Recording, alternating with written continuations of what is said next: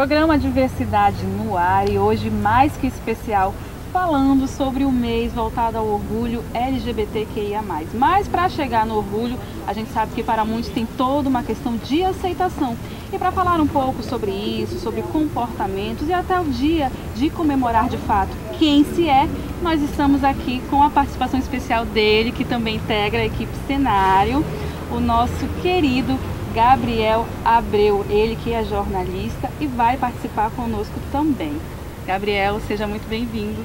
Eu que agradeço o convite, obrigado pela oportunidade de estar aqui e poder participar, que para mim era um sonho, poder ajudar. Felicidade te ver aqui, estar aqui com você. A gente participando. Também tenho a participação dele, que sempre ajuda a nossa equipe nas matérias que você lê aí no nosso site. Adam, seja super bem-vindo ao nosso cenário de diversidade de hoje. Muito obrigado, quero dizer que é um prazer estar aqui com vocês agora presencialmente, né? É que enfim, né? É que enfim.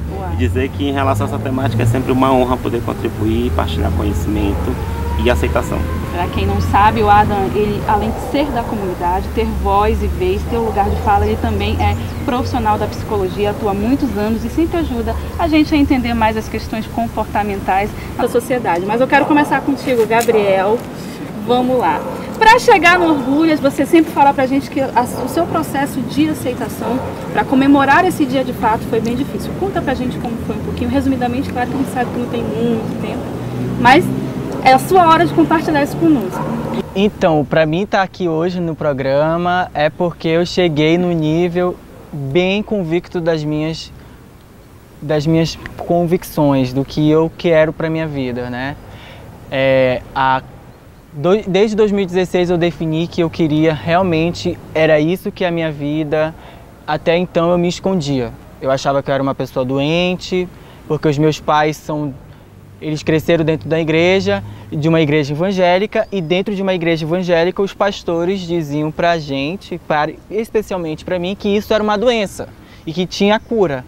Então eu sempre trabalhei com isso, dizendo que eu era uma pessoa doente e que eu não poderia ter uma família como qualquer outra pessoa. Isso para mim me deixava super triste, porque um dos meus sonhos é ser um pai, ter uma família, ter filhos, e isso para mim eu via longe.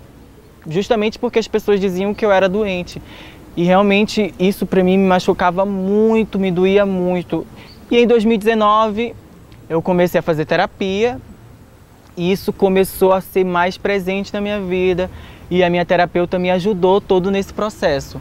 E isso para mim foi super importante. Hoje eu sou o Gabriel, eu posso ter vez, eu posso ter fala, eu posso representar umas pessoas assim como eu, que vivem a mesma situação, que tem medo de se assumir por conta do julgamento dos pais e principalmente pela sociedade, porque a gente sabe que a gente vive numa sociedade machista, preconceituosa e principalmente homofóbica. Adam, você acompanhou o relato inicial do Gabriel. Então, o que fazer nesse sentido? Ele falou, ele buscou a terapia, mas a gente sabe que tem muitas pessoas LGBTQIA+, que não têm acesso à terapia, não podem pagar um psicólogo. O que fazer? O que ajudar? As pessoas que percebem isso, que percebem que o outro está sofrendo, que é aliado, a gente sabe que tem pessoas, graças a Deus, aliadas à causa. Como fazer? Como se portar? Na verdade, assim, a fala do Gabriel, ela é representativa de um universo muito grande do que pessoas LGBTQIA+ passam todos os dias, né? A gente costuma dizer que ninguém nasce preconceituoso, isso é um fato, a gente nasce humano, né? E a gente vai sendo socializado. Então, o Gabriel citou alguns espaços de socialização que são muito importantes se a gente quiser mudar a sociedade. O primeiro deles é a família, né? A família é a base, é o apoio. Um outro espaço de socialização importante é a igreja. Então, quando a igreja ela reflete comportamentos, visões de mundo preconceituosas, aqueles que são inseridos ali naquele universo vão ser socializados do jeitinho que o Gabriel relatou aqui, né? Achando que existe algo errado, achando que são doentes, achando que estão vivendo no pecado, e muitas das vezes que o único destino que essas pessoas têm é o inferno. E isso causa doença, isso causa sofrimento muito grande. Então a primeira coisa assim, que a gente deveria fazer é procurar mudar esse modelo de sociedade que a gente tem hoje. Tornar a sociedade de fato inclusiva, respeitosa. E para isso a gente primeiro ponto é compreender o que significa viver em uma sociedade que é estruturalmente LGBTQIA+, fóbica, né? Então isso significa que por mais que você individualmente não ache que você é preconceituoso, você é um preconceituoso inconsciente, porque você foi inserido nessa sociedade, nessa perspectiva, e para você se dar conta é preciso um processo de reflexão muito intenso, e esse processo de reflexão que precisa ser intenso, ele precisa ser propiciado. E é um compromisso ético das pessoas que são aliadas, né, da nossa causa, de pessoas LGBTQIA+, fazerem isso, porque a gente nunca pode esquecer essa fatídica estatística de que nós vivemos no país que mais mata pessoas LGBTQIA+, com destaque para as pessoas trans e travestis. Verdade. Inclusive, ele tocou num assunto muito importante e você vai poder acompanhar agora um dos primeiros vídeos que mandaram pra gente, são vídeos de pessoas que infelizmente não puderam estar aqui hoje, mas fizeram questão de participar do programa, e você vai acompanhar agora o vídeo da transexual Louise, a Louise Pente, que inclusive nós fizemos uma matéria com ela recentemente, é um exemplo de sucesso no mundo do empreendedorismo, e acompanha agora o relato dela. Oi, meu nome é Louise e orgulho eu tenho de ter 28 anos e estar viva, já que a estimativa de vida de uma mulher trans é de 35. E olha que com 28 anos eu já vi muitas amigas morrerem antes dos 20. Com todas as dificuldades, com todos os preconceitos, eu jamais deixaria de ser quem eu sou, porque eu sou feliz assim. E não é só por mim, é pelas manas que eu já enterrei e por todas as manas que estão vindo aí. Importante pontuar também que iniciativas como o Programa Diversidade são muito importantes. A gente precisa, quanto antes, que mais pessoas nos deem voz, que escutem a gente e entendam todas as nossas dores. Não é frescura e chega de transfobia. Muito obrigada. Para se ter uma ideia, no ano de 2019, o Brasil registrou o número de 329 LGBTQIA+, mortos de forma violenta, vítimas de homotransfobia. O índice é do relatório divulgado no dia 23 de abril de 2020, feito pelo Grupo Gay da Bahia, que realiza a pesquisa anualmente desde 1980. Neste ano, um novo relatório divulgado no dia 14 de maio pelo Observatório de Mortes Violentas de LGBTQIA+, no Brasil, apontou que 237 pessoas LGBTs tiveram suas vidas ceifadas por conta da homotransfobia. A estatística revelou também que até o ano de 2020, a região Nordeste liderava o primeiro lugar em números de morte, com 113 assassinatos, seguido da região Sudeste, com 66. As regiões Norte e Sul possuem o mesmo quantitativo, com 20 mortes cada, e o Centro-Oeste com 18 mortes. Olha, e também tem uma questão muito importante, a questão da inclusão. O Adam, vocês puderam acompanhar na fala dele, a questão da inclusão, e a gente vai falar agora, Gabriel, da inclusão do mercado de trabalho, que a gente sabe também que além desses espaços sociais, da igreja, da família, de conquistar um espaço até no âmbito da cultura, enfim, é difícil, mas o mercado de trabalho também conta, né? Como é que é para você que hoje é inserido na comunicação, é reconhecido pelo seu trabalho, aqui fora ele é correspondente para a TV Cultura, e como é que tem sido a tua atuação no mercado de trabalho? Tu acha que a tua sexualidade, a tua vida íntima interfere nisso ou não? Como é que é? Então, Priscila, logo no início de me inserir no mercado de trabalho, eu sofri um pouco de preconceito. Porque a minha primeira oportunidade foi numa fábrica do Distrito Industrial. Eu fui menor aprendiz. Então eu trabalhei num setor onde é totalmente dominado por heterossexuais. Então eu me considero um afeminado.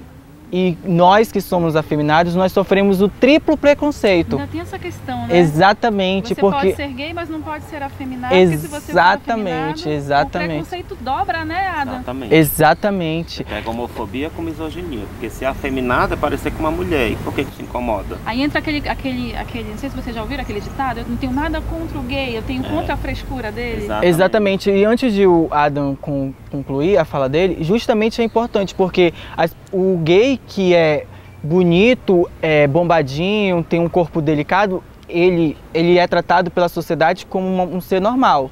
E quem é gay, afeminado, pode ter certeza, sofre preconceito aonde quer que vá e aonde vai trabalhar. E eu sofri muito, eu achava que eu ia sofrer, mas graças a Deus, todos os locais que eu já trabalhei, nenhum eu tive qualquer problema pela minha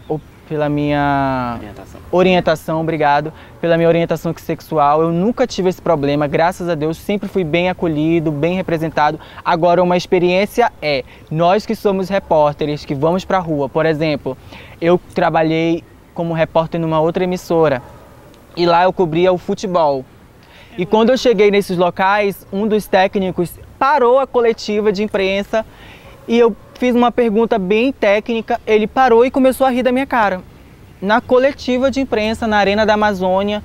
E quando eu perguntei para ele, ele falou, não, ele parou e começou a rir da minha cara. E justamente eu falei para ele, eu perguntei alguma coisa errada? Ele disse, não, é justamente porque eu não esperava esse tipo de pergunta de você. Porque um gay não pode entender de futebol. Porque um gay não pode. Isso. Exatamente. A fala do Gabriel, mais uma vez, ela é representativa do que a gente está falando, né?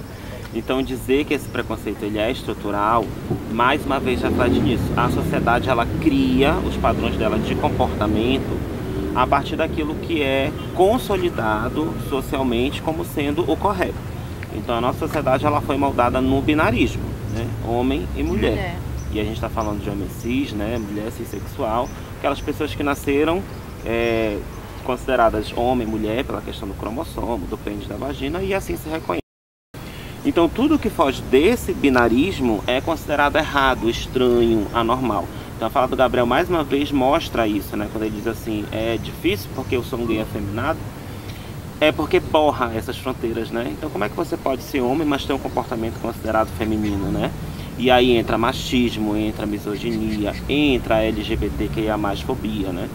Então como é que a gente consegue alterar essa realidade? Desconstrução de preconceito. E essa desconstrução de preconceito é um trabalho de formiguinha, né? Então, às vezes, o mercado de trabalho ele não absorve essa mão de obra, porque ele acha, por exemplo, que, primeiro, o lugar de mulheres trans, para trabalhar com esse exemplo, é na esquina, na prostituição, porque elas são assim, né? Então, não existe elas são assim. Existem pessoas que não têm oportunidade e que precisam comer e que, infelizmente, só acham na prostituição um local de aceitação e, muitas vezes, até uma rede de apoio com as outras pessoas trans que estão ali se prostituindo, né? Nós não vamos aceitar profissionais gays, nós não vamos aceitar afeminados, porque a gente acha que quem vier aqui, sei lá, consumir no meu restaurante, não vai gostar disso. Então, quando você fecha esse mercado de trabalho para essas pessoas, você está construindo para que essa estigmatização se perpetue. E essa realidade que a gente está falando aqui nunca vai mudar, né? Então, a gente precisa parar de naturalizar pessoas, de esperar comportamentos prévios por conta de uma genitália, de um cromossomo, né? E entender que a gente vive numa sociedade que ela é dinâmica. Então, se você abrir as portas para essas pessoas, elas podem te surpreender. Sim. Obviamente que orientação sexual e gênero não são significantes de que você está contratando um profissional bom. Sim, mas sim. Quantos profissionais bons você não perde porque você já fecha as portas julgando por orientação sexual e por gênero. E não sai daí que o programa Cenário Diversidade Especial do Orgulho LGBTQIA+, volta já já.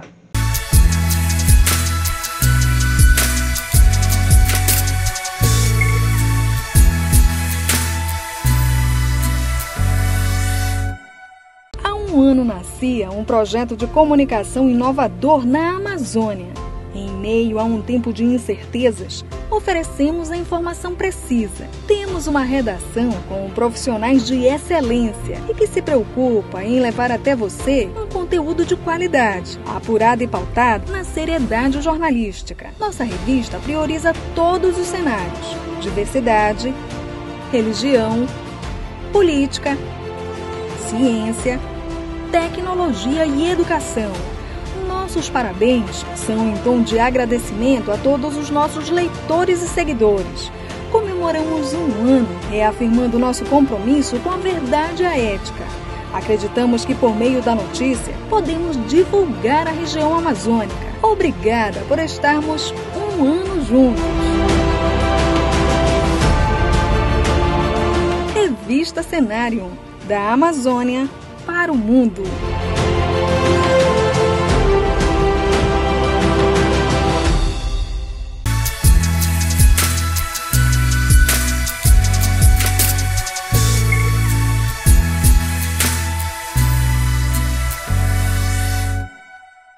Oi, gente, tudo bem? Eu sou a Michele Pires. Eu estou enquanto presidenta da Associação de Travestis, Transsexuais e Transgêneros do Estado do Amazonas. Também sou historiadora e estou doutorando em História pela UFAM. Eu vim dizer hoje, né, para vocês, sobretudo referente a esse mês do orgulho LGBTQI, né, um orgulho de nos entender enquanto pessoas LGBTI,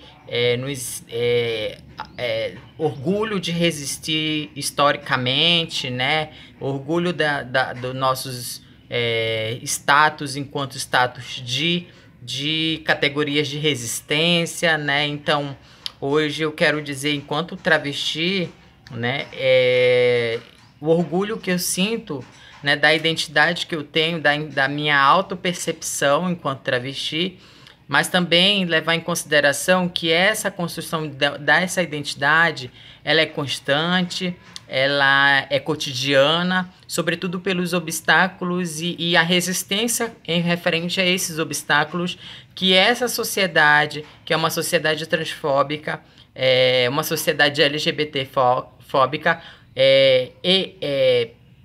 levanta contra os nossos corpos estarem no centro da discussão pública, também estarem nos espaços de poder e de discussão pública e democrática nesse país.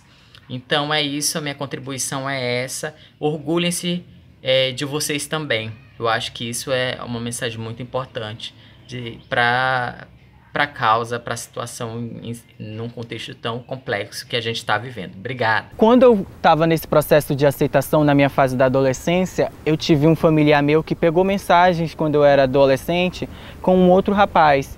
E ela dizia a seguinte frase para mim: meu filho, se você quiser ser gay, você precisa ter uma profissão, porque só assim a sociedade vai aceitar você. E realmente eu levei isso tão a sério de ter uma profissão, de que eu sou uma pessoa respeitada pelo profissional que eu sou. Mas quantas outras pessoas, assim como eu, sofrem preconceito por não ter nenhum tipo de trabalho?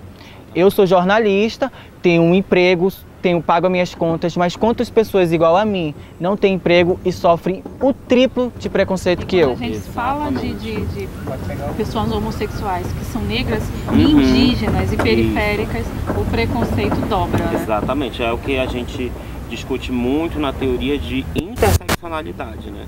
Então são quando esses fatores se cruzam. Então observa a diferença entre ser um gay branco, mais padrão, que tem uma família com uma classe socioeconômica melhor, né? E você compara com uma pessoa que é travesti, negra, mora na periferia. Então, assim, não existe essa condição de igualdade, né? Isso é utópico, né? Você abrir a Constituição Federal e ver que está ali positivado que todos são iguais perante a lei, tá lindo, né? Formalmente está perfeito, né?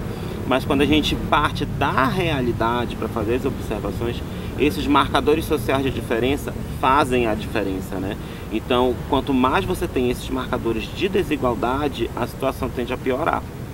E aí a pergunta que eu deixo, né, para quem está assistindo é assim: para onde vão essas pessoas? A gente precisa pensar nisso, porque são pessoas, né?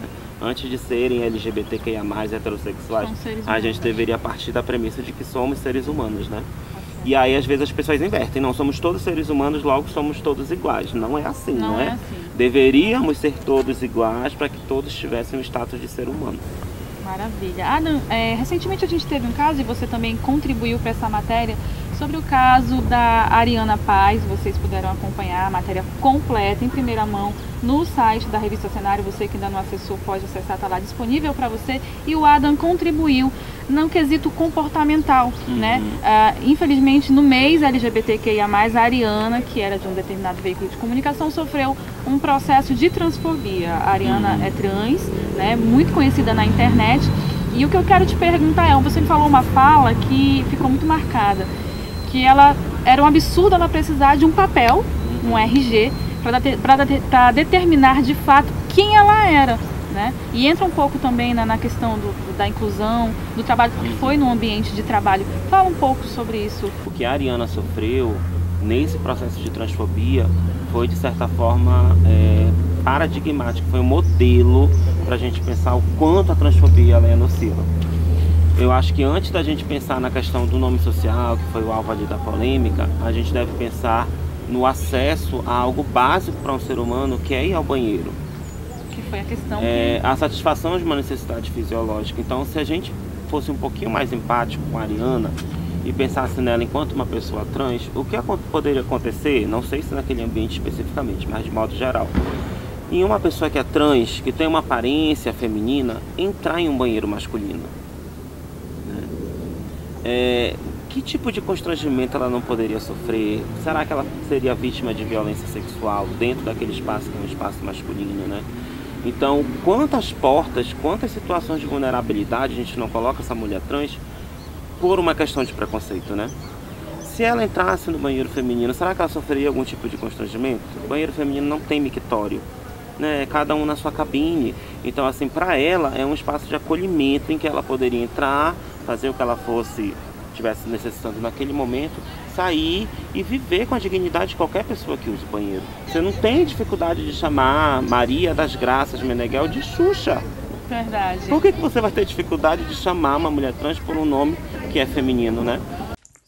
Oi, meu nome é Ariana Paz. Desculpa estar um pouco assim, porque eu fiz um procedimento recente. Mas enfim, eu vim aqui falar um pouco sobre o orgulho. O mês do orgulho é uma data super importante pra gente. Não que seja só esse mês, mas eu acho que deveria ser todos os meses. Porque nós somos uma parcela da sociedade que é bem esquecida, né? Ainda mais a letra T, né? E assim, eu tenho muito orgulho de que eu sou, da pessoa que eu tô me tornando, das coisas que eu tô construindo. Mesmo sendo difícil, não é fácil. Mas também ninguém nunca disse que ia ser fácil, né? Eu acho que tudo que é fácil não é gostoso de ser conquistado. Mas também não deveria ser assim. E eu acho que o pior preconceito que eu já sofri na minha vida foi o preconceito que eu tive comigo mesma, sabe? Eu acho que eu tive que desmistificar e quebrar todo o tabu que tinha dentro de mim pra que eu me aceitasse. Entende? Quando eu me aceitei, quando eu entendi tudo isso, eu acho que minha vida mudou, assim, 1000% pra melhor, sabe? Eu acho que eu criei uma blindagem, eu me aceitando e eu tirando esses tabus que eu tinha comigo mesma, eu criei uma blindagem que as pessoas podem até falar, porque nunca vão parar de falar de você, sabe? As pessoas sempre vão ficar rindo, vão fazendo piadinha, só que eu me fortaleci tanto dentro de mim, comigo mesma, eu trabalhei tanto comigo, que eu acho que eu nem escuto mais, sabe? Isso me dá até forças pra eu continuar ainda mais e mostrar ainda mais pro que eu vim fazer aqui. E é isso, então você aí que tá em casa, você que tá se descobrindo agora, você que tá passando por algum problema na sua família, por ser gay, por ser trans, por ser qualquer coisa, cara, fica tranquilo, você não está sozinha, tem milhões e milhões de pessoas com você do seu lado, passando pelo mesmo que você. E a internet hoje em dia é um meio de comunicação muito forte, onde você pode procurar ajuda, onde você pode conversar com pessoas, trocar experiências. Então, se você precisar conversar comigo também, pode me mandar mensagem, tá? E é isso. Só para complementar essa informação, esse debate que a gente está falando, eu torço muito para que um dia eu possa sair de casa com 100% de segurança, de não ter um medo de sair e ser agredido na rua por pessoas que não aceitam a minha orientação sexual.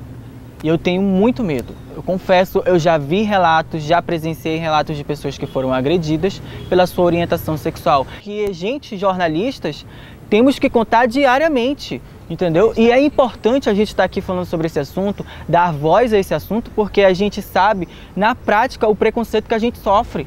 Porque as pessoas não estão no nosso dia a dia sabendo sobre o que a gente vive, não.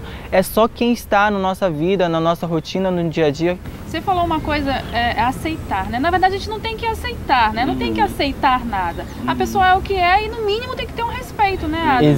Por que as pessoas se privam disso, resistem tanto? Porque eu não aceito, mas eu não tenho que aceitar a tua sexualidade. Exatamente. Você é como é, não é isso? Nem a sexualidade, nem o gênero alheio de respeito pra gente, né? Essa questão de aceitação, tolerância, são termos que são complicados, né? Porque você se coloca num patamar superior, quer dizer, pra eu te aceitar, eu tenho que ser superior a você, né? Pra finalizar, quero perguntar, a gente passou por todas essas problemáticas até chegar no que de fato a gente quer comemorar aqui. Gabriel, orgulho de quê? De ser quem eu sou. De ser quem você é? Sim. Isso pra mim faz total Porque o olhinho diferença dele hoje. brilha. Faz. Gente, eu não tenho palavras pra mensurar o quanto é importante hoje eu me aceitar. Isso faz total diferença, gente. Desculpa o termo que eu vou usar agora, mas eu não me importo com a opinião alheia. O importante é as pessoas me respeitarem.